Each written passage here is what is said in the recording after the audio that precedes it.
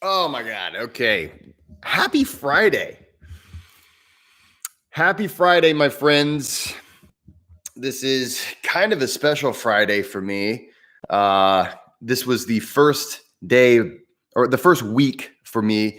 Many of you guys know that I am a college professor. I'm a professor of English, and I have been a professor of English for the past 10 years. In addition, of course, to everything else that I do. And the thing is, good afternoon, Papa Geek. It's good to see you here, my friend. Um, but yeah, I've been an English professor for 10 years, and actually, that was part of my story. Is basically one of the things you find when you're an academic. So when I went to grad school, it's interesting, guys. So actually, I went to grad school as I was quitting opioids. I was a hopeless opioid addict for 10 years of my life. And one of the things that I did that I don't necessarily know if this would be a great idea for everybody else, but it worked really well for me, is I knew that I had to do something with my life that would make myself proud of myself. I needed to do something that would make me feel like I'm moving in a positive direction. So I went to grad school with the decision to become a professor, because one of the things I love, okay, I love pondering, I love considering, I love debate, like when it's in good faith. There's a lot of, like, the debate you see nowadays is not always in good faith. And we can talk a little bit about that today as well. But hey, Carly, or Carlier, nice to see you.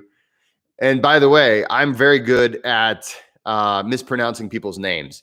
Um, but yeah, so I overcame my addiction. I'll tell you a little bit about how I'm good at mispronouncing people's names, because a college professor has to take attendance at the beginning of every class. And this is where I always apologize at the beginning of every class, because I'm like, I know for a fact that I am going to mispronounce a lot of people's names. And I like, the thing is, it's one of those things. It's honest mistakes, right? And here's the thing: names they come from all sorts of different backgrounds. There's a lot of different phonetic rules when it comes to names. Many phonetic rules that are not in the English language. They're either from another language, or they're from a different variation of Old English or Gaelic, or sometimes it's a more modernized word, a more modernized name. Hey, Jesse Sargent, I can pronounce your name, I think, sort of. And thank you. And I got to say, guys, the beard made it through the day, which is the beard is constantly assaulted, because as a professor, one of the rules we have to abide by is we have to mask at all times. And I'm going to talk about that here in a minute. This is not going to be a pro-mask or anti-mask talk. I don't want to get into that. That's a bunch of people talking past each other, and I'm sick of people not being kind to one another. It is what it is. So I'm not going to. But it sucks, right? As a public speaker, it sucks. I'll talk to you about that in a minute. But basically, yeah, I have to take attendance, so it's always a challenge. And it's actually, what's interesting is it's normally a way for me to kind of connect with people too, because I will mispronounce a person's name, but they're usually really nice about it. And of course, I'm not trying to argue with them. I'm not trying to say, no, you're pronouncing your own name wrong. So I tend to as long as I continue to try, people generally are generally, they're pretty nice. But anyway, so whenever I went to grad school, it was to become an English professor, because the reason why I wanted to be an English professor, and you got to understand, this is before I knew about Wim Hof method. This is before I was into breathwork or pranayama or anything like that. This is whenever, like, all I was interested in was pretty much just, playing music, drinking, drugs, video games. I mean, basically, I also had what might be considered like a Peter Pan syndrome, where I just didn't want to grow up. I didn't want to take responsibility for myself. I didn't want to, I didn't want to grow up and be the person that I could be. I was just really trying to run from anxiety and stress, and anxiety and stress will find you. And so eventually I started taking control of my life, and I basically got into grad school because I really enjoy literature. I enjoy critical thinking. I'm really into that. I'm really into philosophy and just the idea that I don't always have to be right. And here's the thing. The thing about being right and being wrong, and this is something that I think the whole world could use a dose of this little knowledge that I something that I want to share right now. We have senses, right? We have the sight, smell, hearing. We've got introception, if you're a fan of the channel, and if you are a fan of breathwork, if you take my breathwork classes or you've read my book, introception is our ability to sense ourself within ourself, so that all of our internal senses. We have the ability of proprioception, which will tell us if we're upside down, or basically our positioning in 3D space. But we don't have a sense that will tell us when we're wrong. There's no sense that says, oh, I'm wrong right now. In fact, in order for you to be wrong, think about this. In order for you to be wrong, you have to believe that you're right. Think about that. In order for you to be wrong, you have to think that you're right. Now, you may very well be right, but you could be wrong. And there's no way for us to internally sense that. There's no way for us to say, okay, I believe this about this, therefore I'm right, because that's also how we know we're wrong. It's this weird thing, right? So when you're wrong about something, by definition, you think you're right about it, but then you're actually wrong. It's only after you find out that you're wrong that you realize that you were wrong. So I love critical thinking, and I love being able to sit with people in good faith. And what is good faith? So a good faith argument or a good faith conversation is where people can sit there and they're not just trying to prove the other person wrong. A good faith argument or a good faith conversation is, even if it is a debate where two people are trying to prove their point, it's in good faith. So if I were to have this kind of argument or conversation, and the way I came into the argument or conversation turns out to be incorrect, and we come to that conclusion through our dialogue, then if I'm in good faith, at that point I need to still be friends with the person who proved me wrong and still be nice and things. But I need to actually say, well, you know what? It seems like I might be mistaken. It could also be that within that conversation, you can't think of everything that you're ever going to think about that topic. And later on, you might come to the conclusion that you weren't wrong. But I enjoy that kind of stuff. That's what got me into teaching English. That's what got me into college, going to grad school. And so I that's why I got into it. And real quick, Carly, well, thank you for that beard oil. I appreciate it. And you know what? It's one of those things where I don't always get to. I've got so many of these reviews I've got to do, and I really appreciated that. And thank you so much for that gift, and thank you for being patient with me as I mispronounce your name. But anyway, I got into being a college professor because of those things. And I felt like that was some of my favorite things to do whenever I was an undergrad, is having those kind of conversations. And I used to, and of course, you can have it at a coffee shop. You can have those kind of conversations at parties or whatever. But those are kind of the conversations I really enjoyed. Pondering big questions, being willing to just have a dialogue or dialectic, right? Being willing to say, hey, I don't know the name, or I don't know the truth, or let's think this through together, right? That is what got me interested in being a professor, and that's why I went to grad school.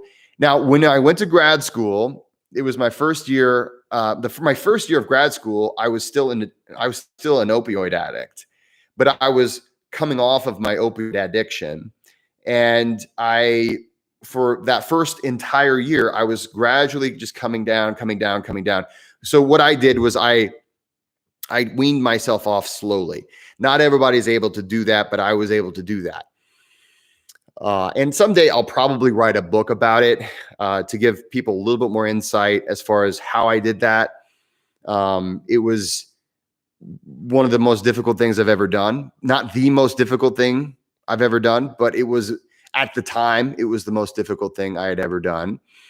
And so the thing is, I think it was a really good thing, though, that I was going to grad school with my future in mind as I was letting go of something, so that it wasn't constantly, hey, I'm a former addict or whatever. It was, hey, I am this new person that I'm creating. And I think that's the thing that if I can encourage anybody in life to do is to say, I am not what I was. I am what I choose to be. I am the culmination of my decisions from this point. I can change. I can make changes in my own life. And that's what I do all the time now, whether I'm in the classroom talking to English students, or whether I am teaching a Wim Hof method retreat, or I am teaching breathwork of various kinds, doing the breath mastery course. It's all about being ourselves, our true selves, and deciding who it is we want to be, and using tools to get there. And so anyway, I'm an English professor, and last year we were all virtual, okay, 100% virtual. This year, our university made the decision that we were going to go face to face, and that we are going to, and of course, there's all sorts of things going on right now. I'm not going to say the words that will get this video demonetized, but you know what's going on right now.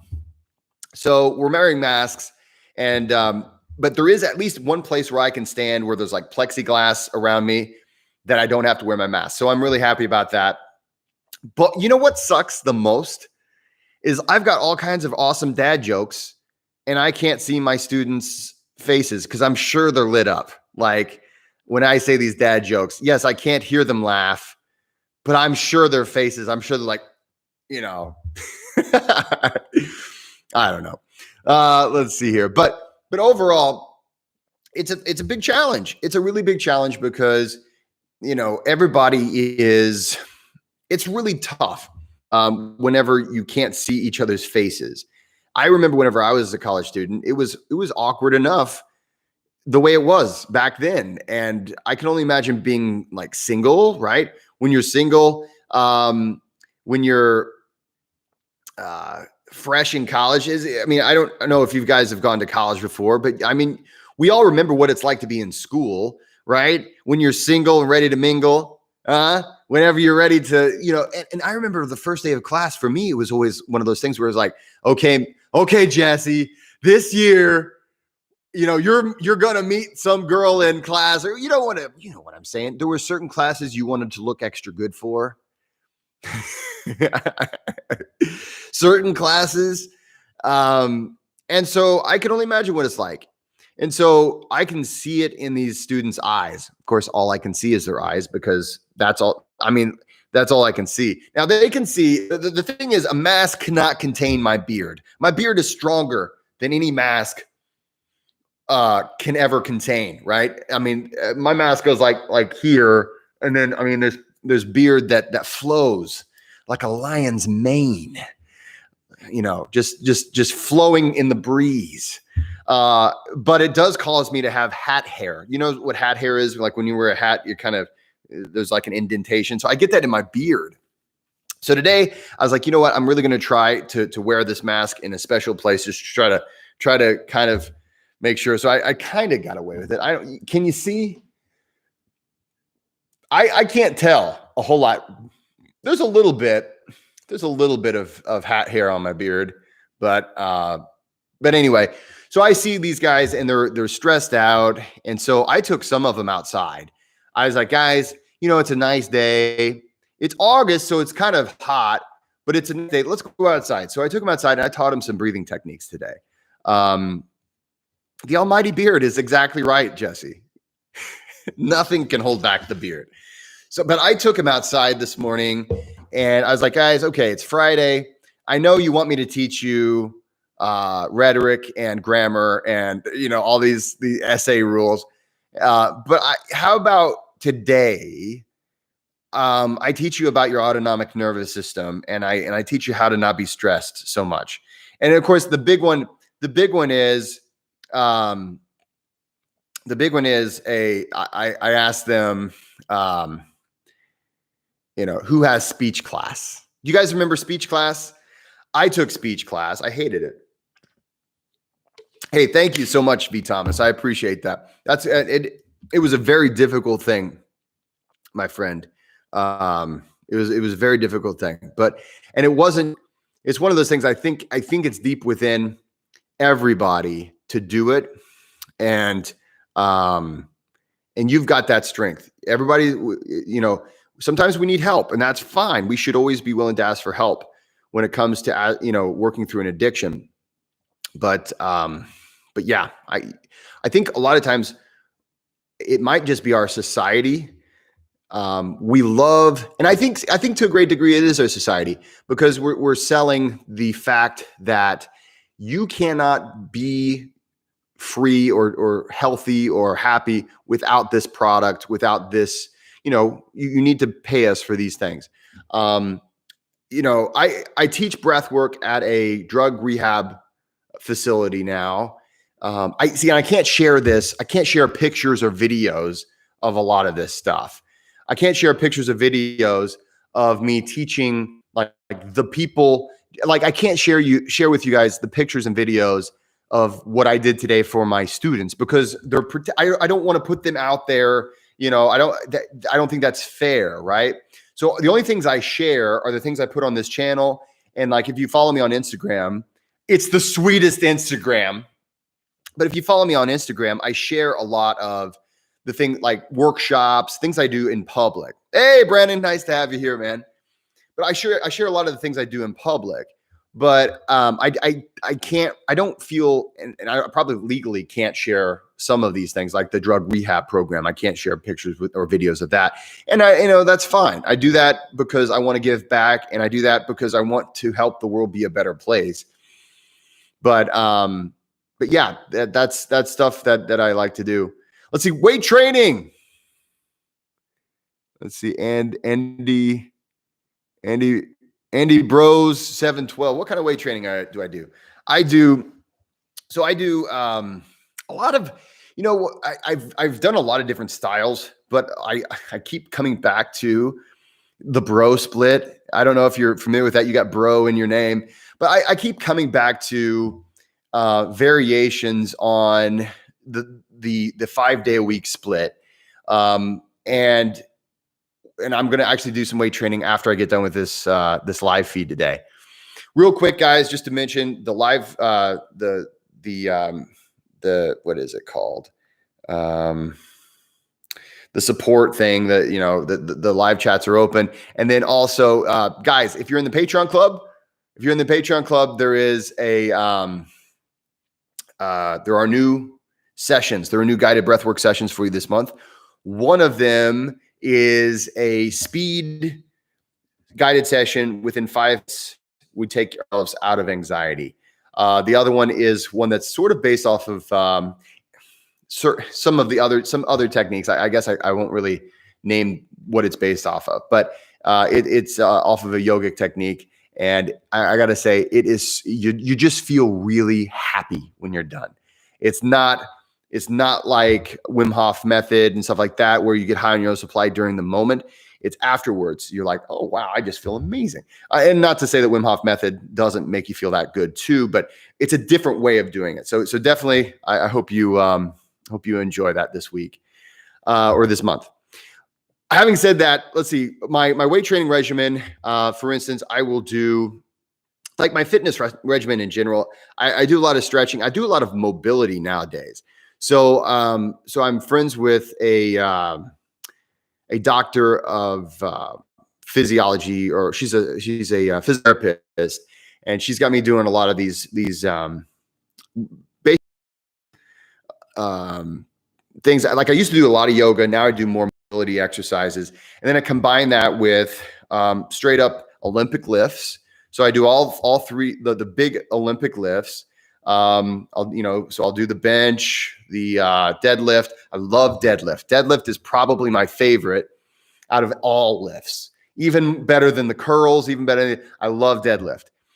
I'm not saying I'm pulling that much. I'm doing like three plates, plus maybe a little bit. I forget, maybe like add 50 pounds plus 3 plates. So I'm not like,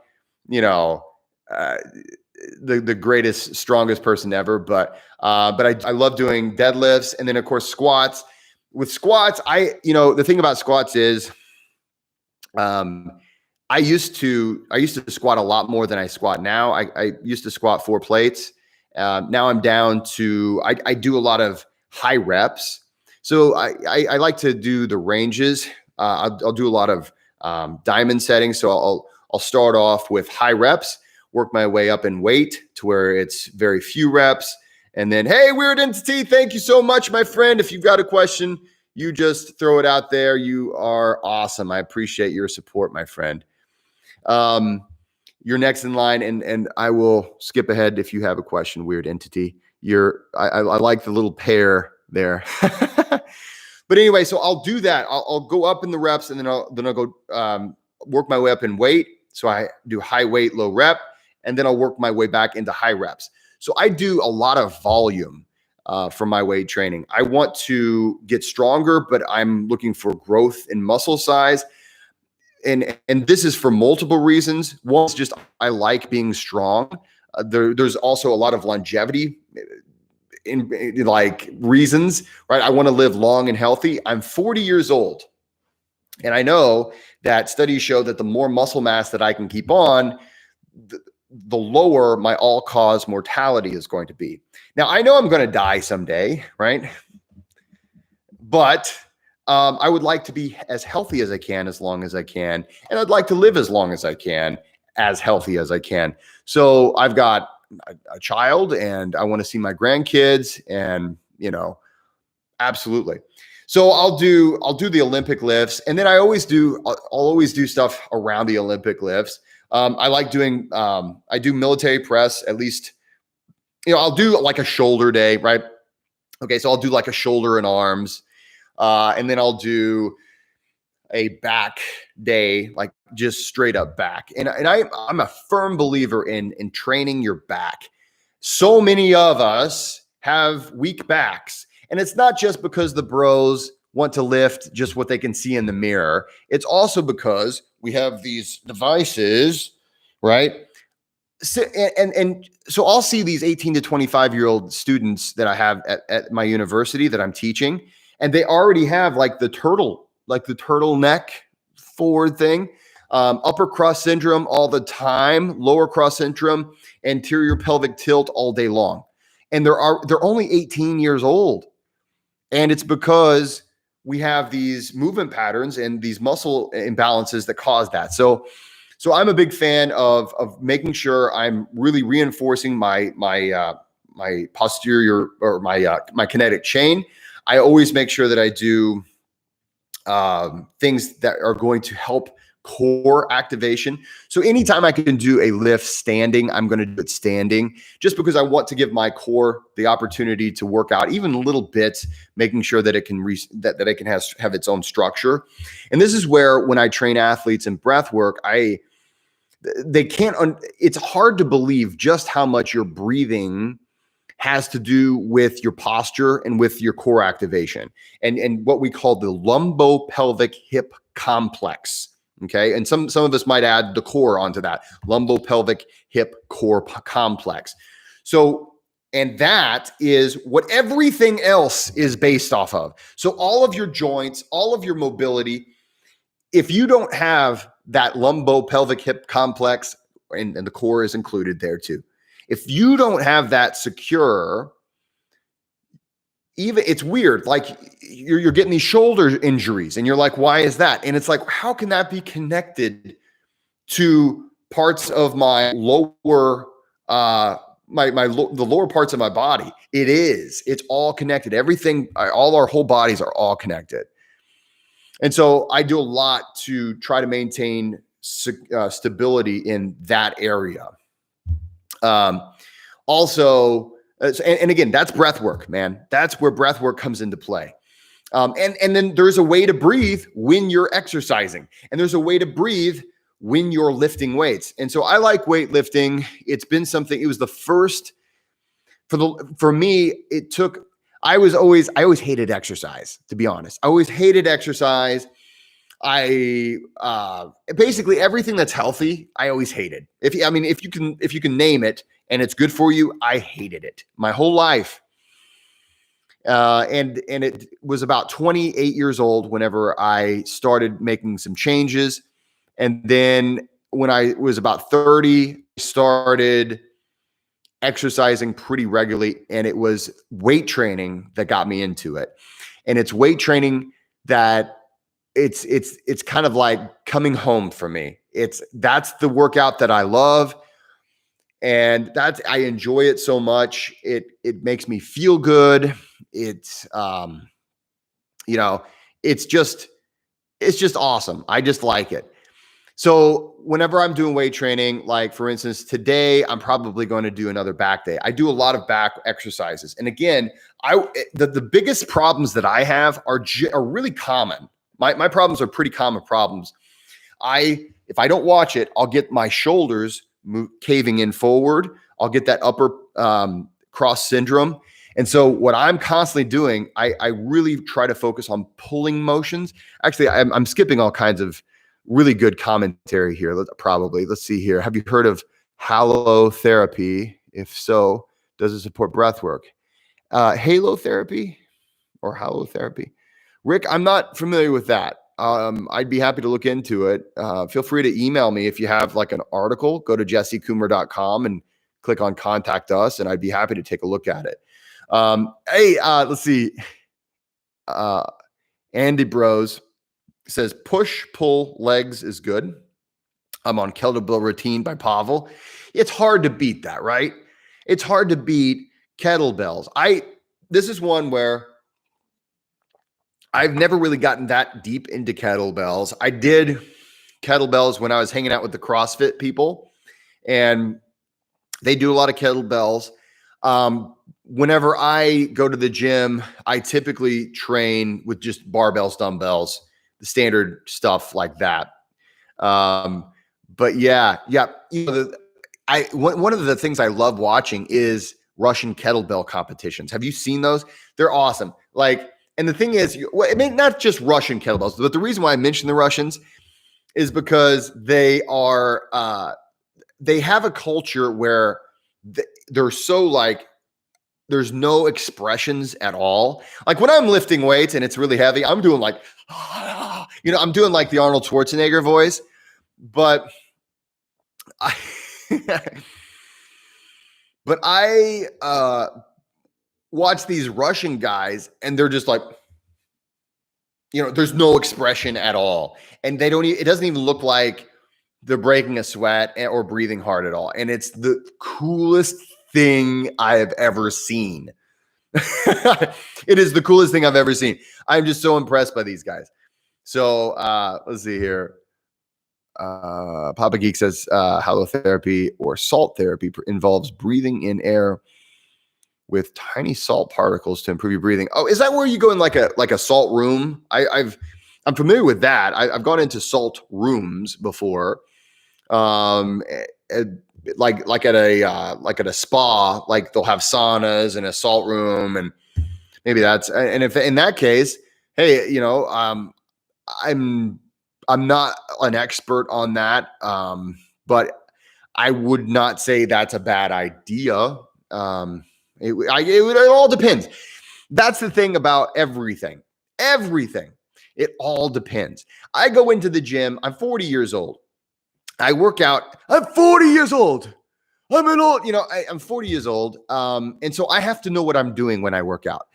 I don't know if I've told you guys this already, but I'm a personal trainer as well. So I'm a certified NASM personal trainer, and I have been for the past, I'm going on my fifth year of being fourth year of being a personal trainer.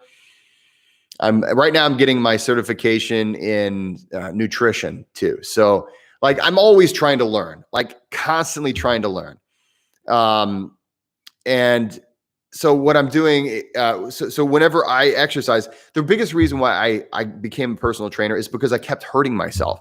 I kept on getting shoulder pain. I'd have bursitis, tendonitis in my shoulders. I've torn both my meniscuses. So both knees, I've torn meniscus.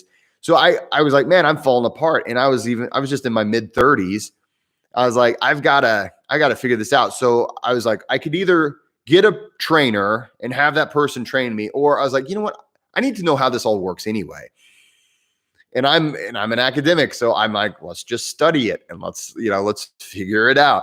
And I'm not saying I know it better than anybody else, but or maybe a trainer could have trained me better, but I understand why these things work now. And that's so freeing whenever you do your own research. So yeah, that's where that comes from. And that's why my training regimen is pretty regular. I work out usually 5 days a week. I take a couple days off. I used to do 6 days a week.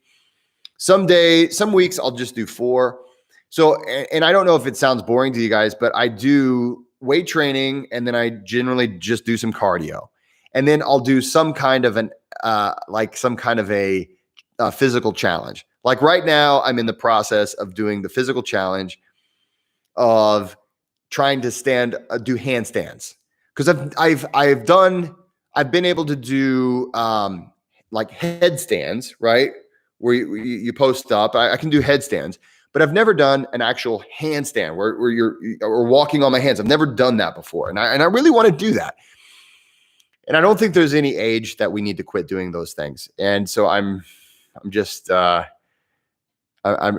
that. So, and thank you, Weird Entity. I'm not that old, but what's funny is that's always relative. What is old is always relative. So, because whenever I'm talking to I'm talking to these 18-year-olds or 18 to 25-year-olds in my English classes that I teach at the university, and I talk, I've lived long enough that, when I graduated high school, none of these students were born. or in most cases, they weren't born. I still get people that, but I graduated high school in 1999. Back in the 1900s, back in the 20th century, I graduated high school. I was the last class to graduate of that century. So I'm still back in the 1900s. So I get these students and, they don't remember before Facebook existed. They don't remember before Instagram existed. They don't remember before YouTube existed. They don't remember before, I remember before the internet was a thing. I guess technically you can say the internet was a thing back in the 70s before I was born. But I mean, I was 18 before I had the internet in my home. And so there's a huge difference whenever you've grown up in a certain way. So yeah, so things make you feel old. I was talking to them today about CDs, like buying an album, and no one does that anymore. I don't do that anymore. I have Spotify, or you can listen to Pandora, or there's all these streaming services now. And why would so anyway, the beard is from the 1800s. That is true, V. Thomas. That my beard predates me. It is older than I am, and it is stronger and more capable. It's literally, I have grown out of my beard. The beard pre-existed everything. yeah, the last 15 years have changed so much, so much. Um, let's see here. Is longevity more to do with particular diet over exercise? Is one of the questions. That's a great question. It's everything, right? Diet, exercise, all these things work together. There is a saying within the fitness world that you can't out exercise a bad diet, right? So I'm just saying, like, if you were to, let's suppose you exercise every day. And actually, I know some people who are marathon runners. You look at their physiques, they look amazing.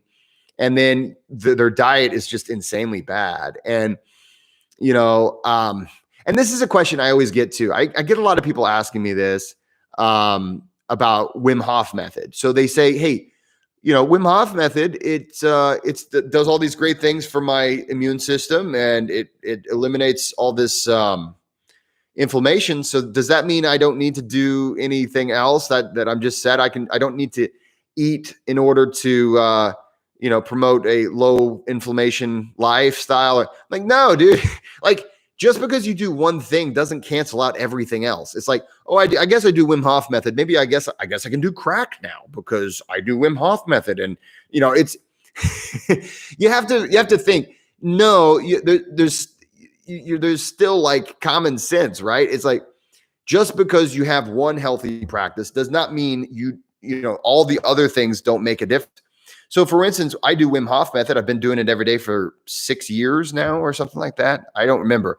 I made my 4-year review and then I made a 5-year update, and I forgot this year I should have made my 6-year update. I forgot to make that video.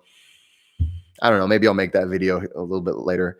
Maybe I'll skip the 7-year and everybody will be looking for my 6-year and I'll be like, no, that was a bad year. That year was a nightmare. That was the year Wim Hof method, made me impotent and, or whatever. I don't want to talk about it. But anyway, when we practice one thing that is healthy, everything else is important too. So diet is always important. Diet is one of the foundational aspects of health. You know what's even more important than exercise? Diet. And even more important is sleep. But the problem is it's not like I'm saying these are zero sums, they're all important. And Hippocrates actually writes about this. So Hippocrates is kind of like the godfather of medicine. And he's the guy that I love Hippocrates' stuff. He was off on some things, but give the guy a break. I mean, it's over 1,000 years ago, right? But he's the guy who said, let thy food be thy medicine and thy medicine be thy food, right? Which is, right? That's just, it should be common sense that our food plays a role in our health, right? And so he also writes about how exercise and diet work together. And he was starting to make these connections, and it's really kind of cool. I quote this in my book actually because I find it so interesting. But Hippocrates talking about how the way we eat affects the way we are when we're exercising. Now, the term exercise itself, right, is kind of one of those things where, the modern term exercise would, if you were to go back, 1,000 years and say exercise, well, of course, that word, the English language as we know it did not exist the same way 1,000 years ago. But just suppose you could. People would say, oh, you mean exercise a demon, right? Like the modern conception of working out is a newer conception. And it comes from the fact that at some point after the Industrial Revolution, we started to realize that we are weaker if we don't, but basically modern life is causing us to not work our bodies physically as much as we used to. And as a result, we are weaker and more unhealthy, right? And so we were like, well, wait a minute. These were stressful things. These are stressors, but we need stressors. We have to have them in order to survive. It's the strangest thing, but it's real. And that's why exercise is so important. That's why, and it's interesting, but that's why fasting is so important. You know, I'm a proponent of fasting. I haven't done fasting in a while. I really believe in it, and the science is very clear that fasting is amazing. I do a 12-hour fast every day, which is nothing, right? A 12-hour fast, but for the average person, that's the thing. For the average person, that's difficult. All that means is that generally from the hours of 6 p.m. to the hours of 6 a.m., I ingest 0 calories. That's it. That's all that means. And there's some research that shows that that's really good for our brains, and that's just good for our bodies in general. Now, in order to really get the full benefits of fasting, you need to be able to go 16. Some people say 24 hours. Some people say a 3-day fast to get the to really activate autophagy and get that anti-cancer, those longevity things. So anyway, awesome guy has this question, some questions. Awesome guy. Let's talk about this. Awesome guy says, hey there, I'm kind of new to Wim Hof method and just want to know if it's hard to stick to. First of all, awesome guy, you're awesome guy. Thank you for being here. Please like and subscribe. I've got tons of videos on Q&A when it comes to Wim Hof method. And he says, and he was saying, wow, 6 years, crazy. What do you think has been the biggest benefit? Okay.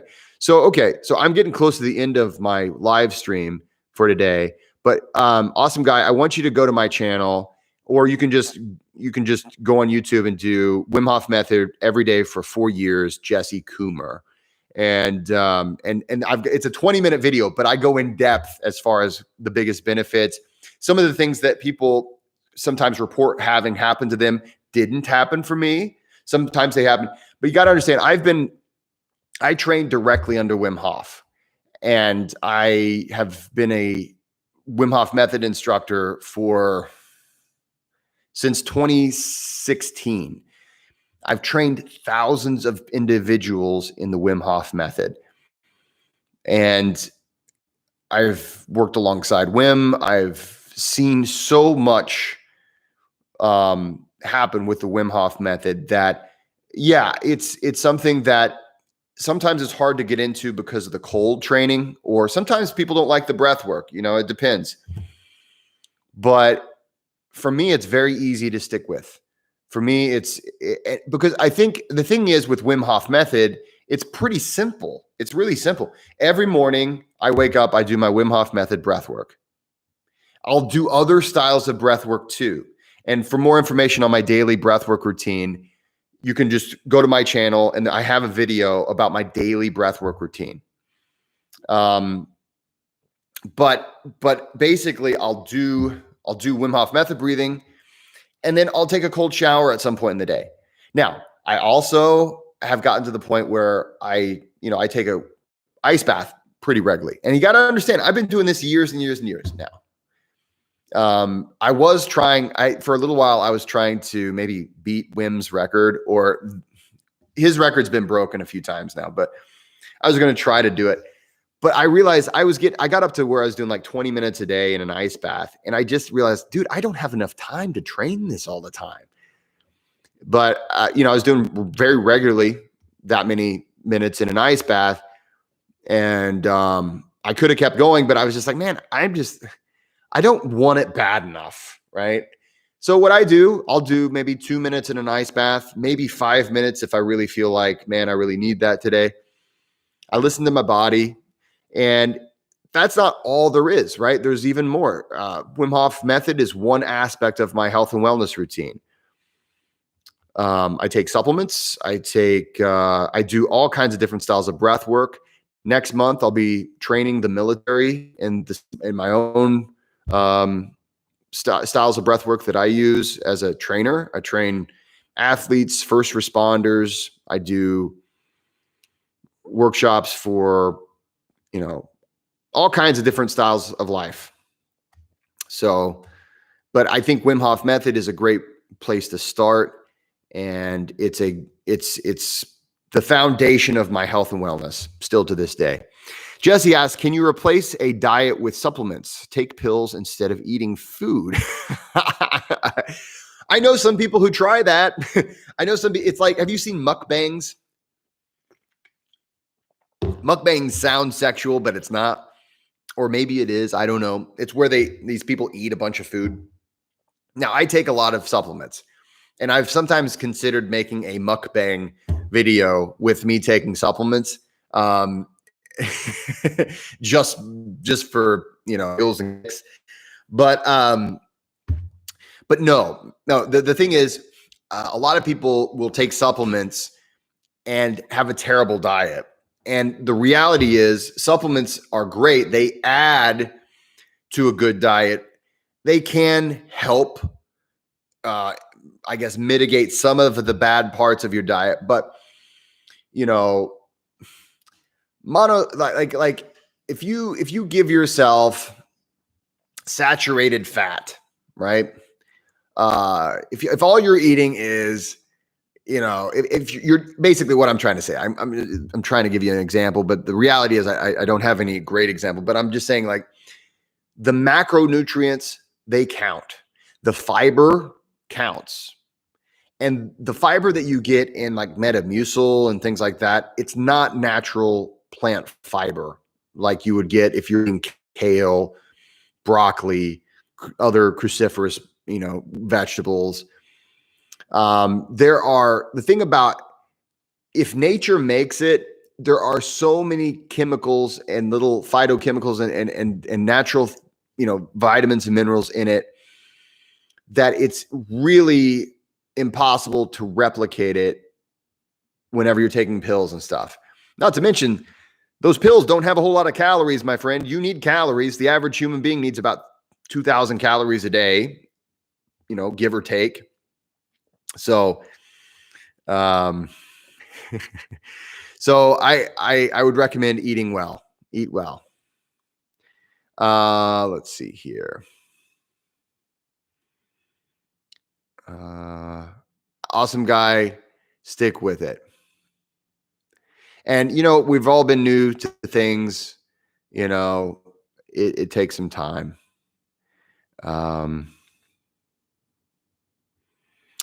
But okay. And going back to the supplementation, there are certain, believe me, I take a lot of supplements. I take some supplements, like for instance, I've recently started taking NMN for longevity, for NAD boosting. I did a interview with Dr. Saranova recently. You can check that out on the channel. I take that. I take resveratrol. And she talked about taking parsley, like a teaspoon of parsley, that also it helps you with your sirtuins. I went ahead and bought that. I bought some parsley, and I'm adding that into my routine. If I can do something, supplements are low-hanging fruit. That's what it is. And that's why a lot of people just do supplements and they don't actually do the hard work. You got to do the hard work if you really want the benefits, though.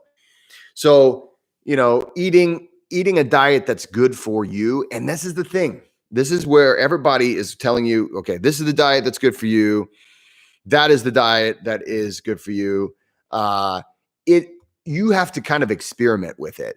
There are, like, for instance, you can do DNA tests to see if certain diets would be good for you. There's actually a good deal of data that can help with if you get your DNA test.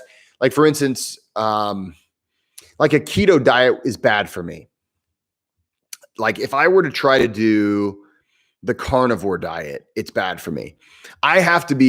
For me to be in my optimal health, and I've tested this. For me to be in my optimal health, I need to be an omnivore. I have to eat a little bit of everything. So that is good. That's for me. But another person might need to be this other thing. Or some people do great with carnivore. Some people do great with vegan, vegetarian. Mediterranean diet. The Mediterranean diet seems to be the one that across the board most people do really well with. But it is just there's There's all kinds of things out there. You have to, that's the thing. We all would rather be told this is what to do. And everybody, and this is the funniest thing about being a human. And I'm about to get to your question, weird entity, about NMN and cancer. So remind me if I don't remember this. But the funny thing about being a human is we all want to be free, right? I want to be free. But no one wants to think for themselves. And we all want to believe, oh, that was my idea, if it's a good idea. But nobody really wants to think for themselves. It's like, oh, just tell me what the answer is. And I'm with you. It would be so much easier, right? It's so hard. Critical thinking is hard. And also, critical thinking, whenever you're thinking for yourself, there's a great risk that you might be wrong. It's so much easier to look at some guru out there and say, hey, tell me what to do. And they tell you what to do, and you can feel good about yourself saying, well, this person told me what to do, and this person's awesome, so therefore, right? But we've got to figure these things out for ourselves. So let's see here.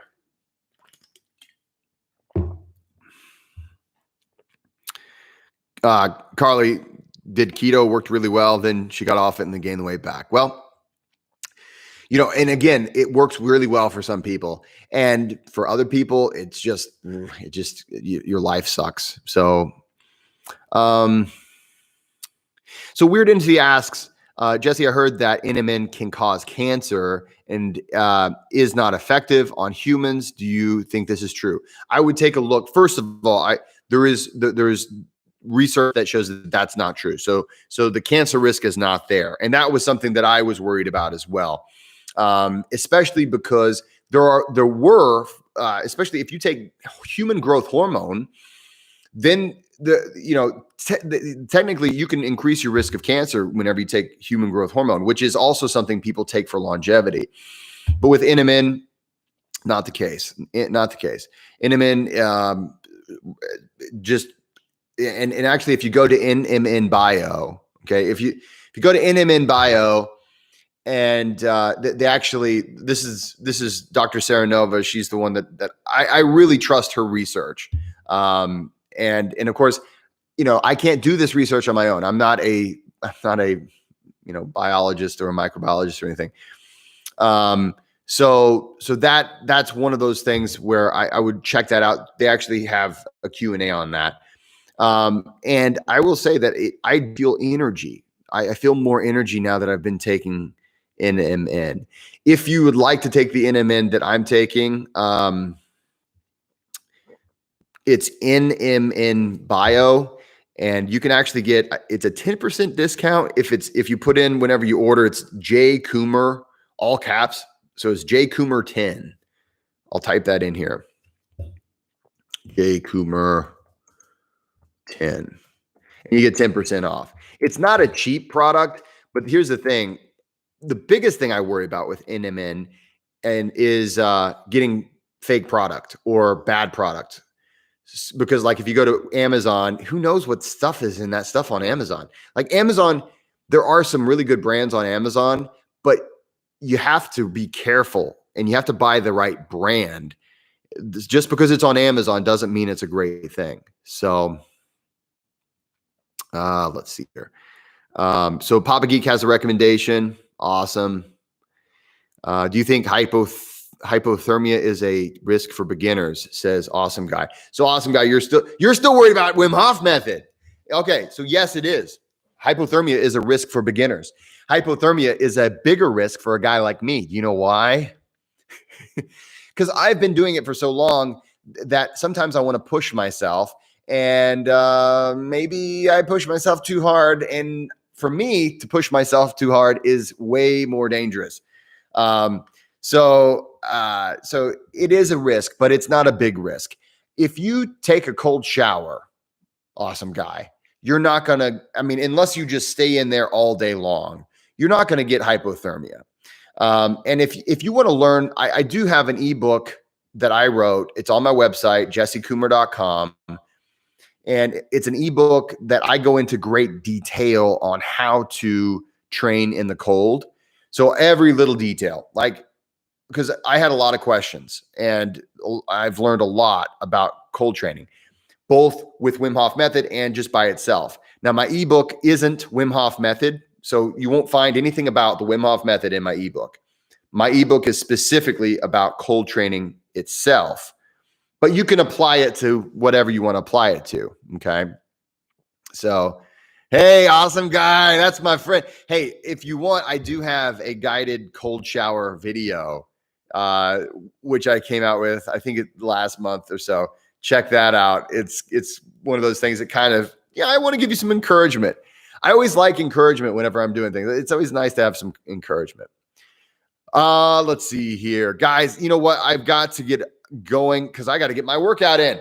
I got to go work out, got to hit the gym, and have a great Friday. Well, guys, I appreciate you being here with me. It's so nice being able to just kind of hang out at the end of the day. I just taught a bunch of classes and get to check in with the tribe. Guys, if you haven't joined the Patreon club, please check it out. It's just go to Patreon, look for Midwestern Method. And it's only $5 to join, and you'll get access to my complete catalog of guided breath work. And I'm just saying it's huge now. We've got a lot of different styles, variations, and techniques. And it's a really cool group. And we get together every month on a Zoom call where we all do breath work together. Guys, thanks so much for being here. Please like, subscribe, share, et cetera, et cetera. But most importantly, don't forget to go out there and be kind. All right, guys, have a great weekend.